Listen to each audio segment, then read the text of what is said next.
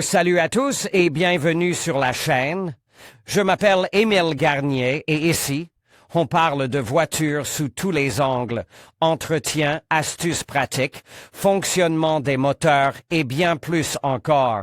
Si vous voulez mieux comprendre votre véhicule et éviter les erreurs coûteuses, vous êtes au bon endroit. Pensez à mettre un j'aime, à vous abonner à la chaîne et à regarder la vidéo jusqu'à la fin. Vous y trouverez des infos vraiment utiles. Les premiers coussinets métalliques sont apparus au début du XXe siècle. Ils étaient en cuivre, ce qui était bien sûr mieux que le bois et le cuir, mais aussi loin d'être idéal. C'est pourquoi, quelques décennies plus tard, de nouveaux tampons en fibre d'amiante ont été brevetés. Hélas, ils s'usaient assez rapidement et des études ultérieures ont montré l'impact négatif sur l'environnement des produits d'usure mis sur le marché. C'est pourquoi la recherche de la composition optimale des patins de frottement s'est poursuivie, des particules de différents métaux. Des fibres synthétiques et d'autres matériaux leur ont été ajoutés. La nécessité de rechercher la meilleure recette a été déterminée par le fait qu'à peu près à la même époque, on a commencé à utiliser activement les freins à disque, qui, en raison de leur charge plus importante, nécessitaient des bases plus stables.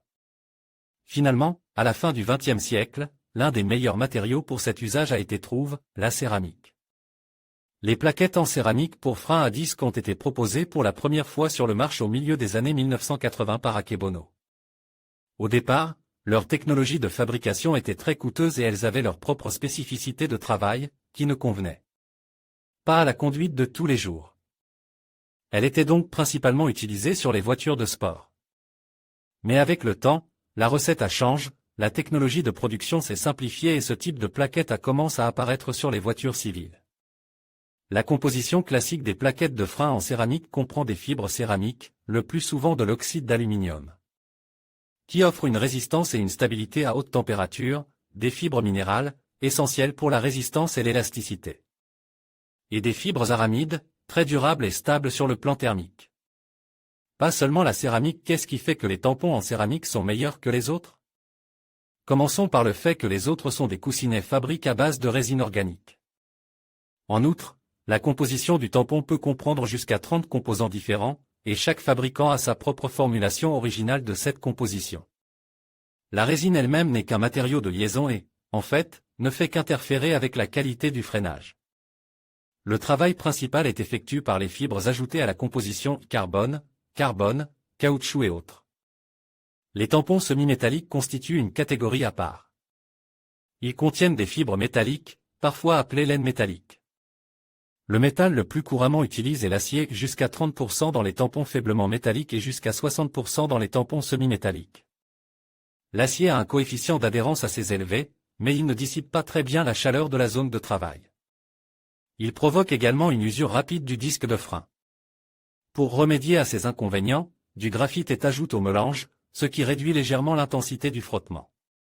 Toutefois, si l'on ajoute trop de graphite, la plaquette elle-même s'use rapidement et la roue se couvre d'une couche de poussière due aux produits d'usure. En général, la composition des plaquettes organiques et semi-métalliques est un compromis complet, car chaque composant du mécanisme de freinage est à la fois meilleur et moins bon. En outre, il convient de tenir compte du fait que la complication de la recette entraîne inévitablement une augmentation du coût du produit final, ce qui n'est pas très bon pour la production de masse. Les plaquettes en céramique ne sont pas vraiment des plaquettes en céramique, mais des plaquettes en céramique métal. Dans les premiers temps, il était obligatoire d'utiliser de la céramique dans la composition, mais aujourd'hui ce n'est plus du tout le cas, d'autres matériaux aux caractéristiques similaires peuvent la remplacer. Il s'agit de composants en poudre appropriés qui sont frites à haute température et à haute pression pour obtenir la forme requise.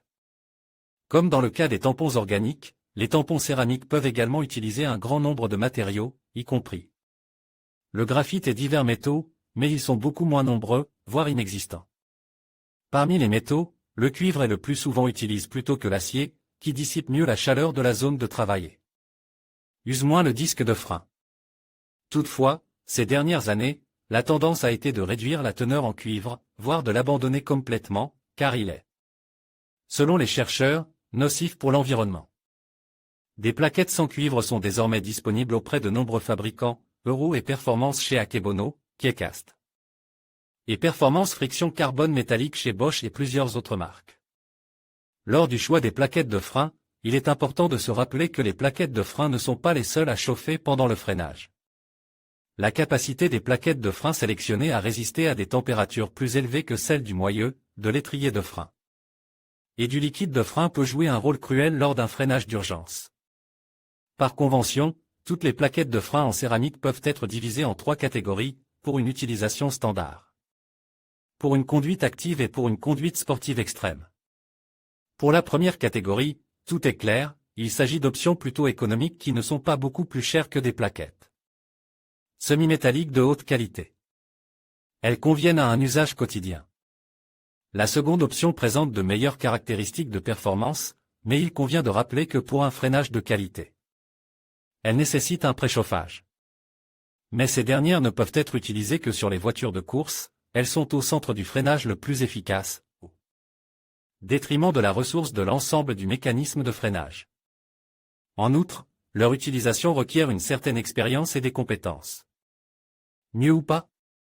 Les plaquettes en céramique destinées aux marches de masse, plutôt que les produits spécialisés pour le sport automobile, présentent un certain nombre d'avantages indéniables.